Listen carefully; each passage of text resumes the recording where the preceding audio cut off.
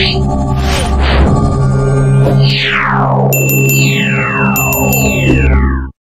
everyone! Welcome back to my YouTube channel! So ayan, pinapanood ko rin yung sarili ko sa YouTube.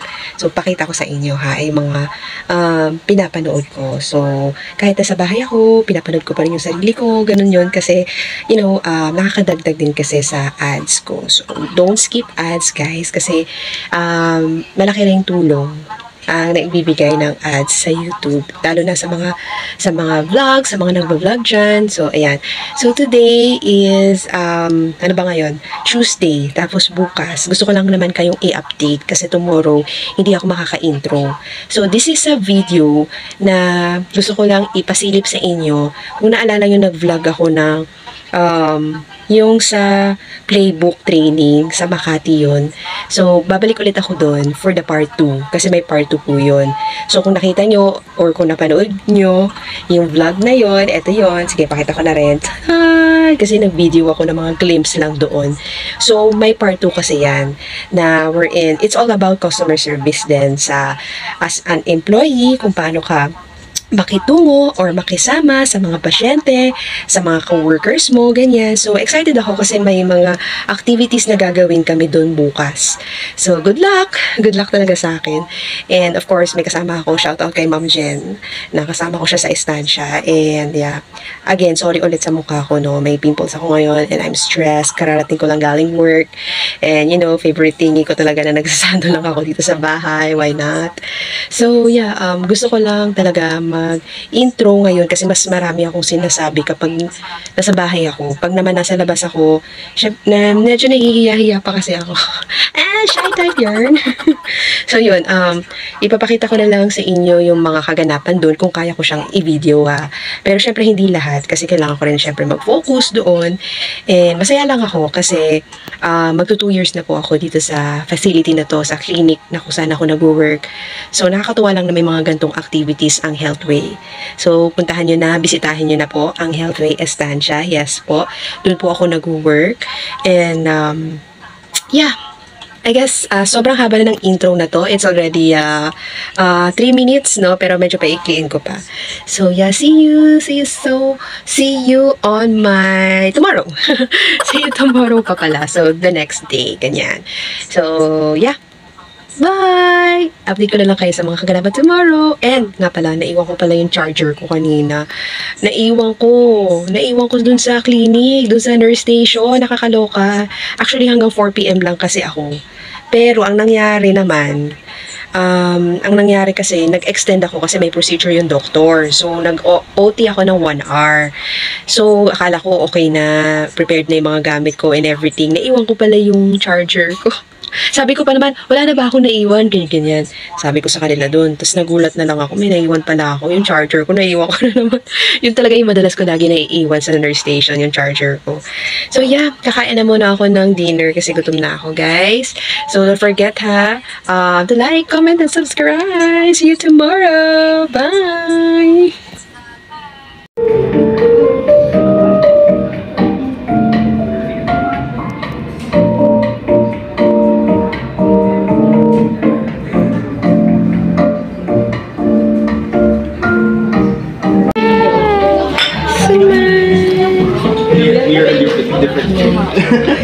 Nagbigay na nag-okay na yun.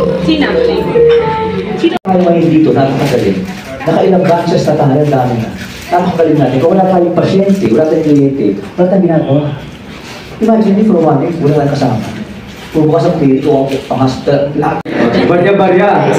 And it is about to change. Diba? It is about to change. Because we're gonna welcome growth and welcome success. Kayang baguhin eh.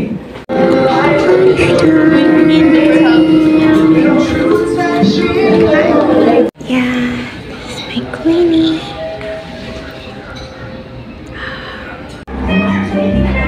Ikaw naman sa araw-araw po na nakikita. Thank you.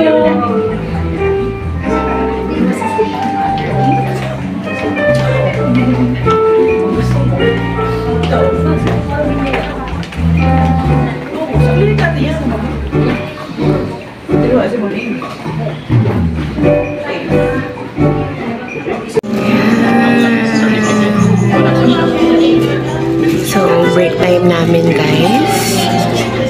po. Naka-lunch break po kami. Lunch break.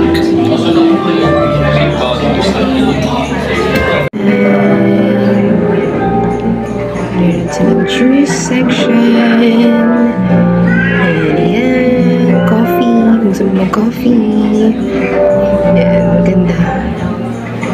I love the place. It was nice. Tapos may mga naka-display. See that?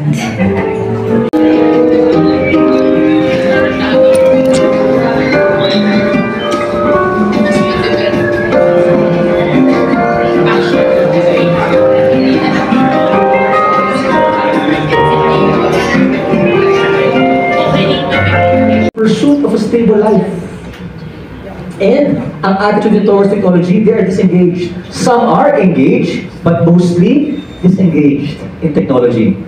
Yan. Break time. So, merienda time namin kaya nakakalapag-lakad-lakad ako, guys. Ayan. Hey! Thank you so much for watching. So, as I end, may assignment kayo. Review the skills you might need to use. Merong listahan, di ba? Sabi ko, ipapadaga sa inyo. In the workplace. Alin doon yung applicable sa workplace nyo? Use it. Week number 3, observe what is working in the current system. Highlight it. Discuss and to find ways how we can share it more to your colleagues and prior patients. Example yung kanina, yung sa HMO to remind them na pwede kayo magpa-approve in 3 days. Ganon. It's something working na pwede kayo highlight. Alam na ba na lahat ng ito? Or maybe may strength kayo, ang clinic nyo, ang hospital nyo na kailangan i-highlight, i-highlight nyo. Word of mouth, o patulong kayo ba? It's gonna help you. Ipa-front nyo kung ano maganda sa clinic nyo, sa hospital nyo. In week number 4, I'm gonna ask you, observe what are the improvements that can be done sa area ninyo. You are there. Talk to your COCs. Talk to other COC support na yung training na nakasama ninyo. May nakita ba kayo suggestion? Pag-usapan nyo. Baka may nag-aantay sa suggestion na kailangan lang mailabas sa inyo. It will help the Healthway Medical Network. Wala? Wala sa akin. Okay. I'm sorry. Carla. Okay. Belinda Maniaga. Rubilin Maloles. Danielle Eunice Manahan. Annalisa Mendoza.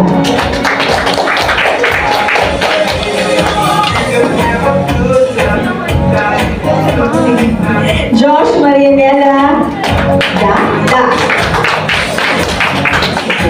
Christine Joycea. Cheryl Lumawag.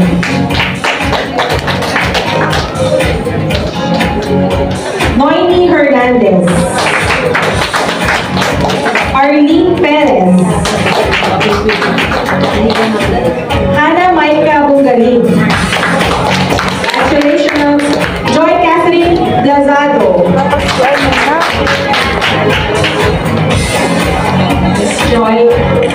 Shirlene Huertazuela. Jennifer Favor. Christine Hines.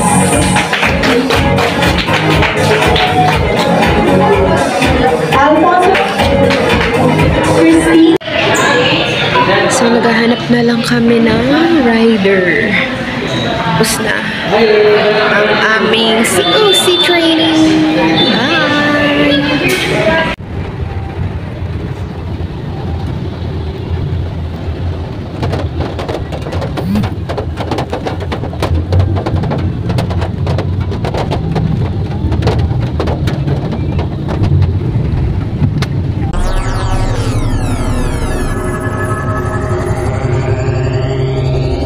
And I'm home. Yes, 8:11 p.m. na ako nakauwi.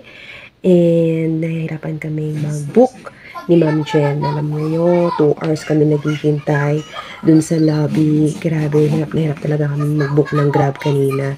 As in, pina-out kami ng 5 p.m. Tapos nagkaroon kami ng Grab 7 p.m. na. So imagine, ang tagal namin nakatayo dun sa labas. Tapos yun, umuupo na nga kami dun sa hagdan sa labas. Kasi nga, talagang wala. Tapos nagtsatsaga lang kami. Hanggang sa meron na kami na book. So, ayan, kakauwi ko lang. And, yeah. Masaya naman yung COC namin, nakakapagod, pero ang kagandahan nun, meron kaming certificate! Yes! Congratulations sa lahat! So, mga championship of care support na po kami, but meron pa raw day 2. So, yung championship na yan is day 1 lang pala yan. So, meron pa pong day 2. Yeah. So, yung day 2 daw po is on next year pa raw po. So, at least, diba? So, ang ginawa namin kanina, nag-role-playing kami. May kunwaring nurse, may kunwaring patient, may doctors. Tapos, binigyan kami ng situation. So, ako kanina, patient ako. So, gusto ko naman yun yung maging role ko para maramdaman ko kung anong pakiramdam ng mga pasyente na naghihintay, yung mga naiinip, yung mga may complaints, ganyan. So, kinreate talaga yung COC o yung Championship of Care Support dahil para maiwasan po natin ang mga complaints sa ating hospitals and clinics. So, yeah, it's a training para maging mahusay kaming role model and maganda yung communication skills namin towards the patient.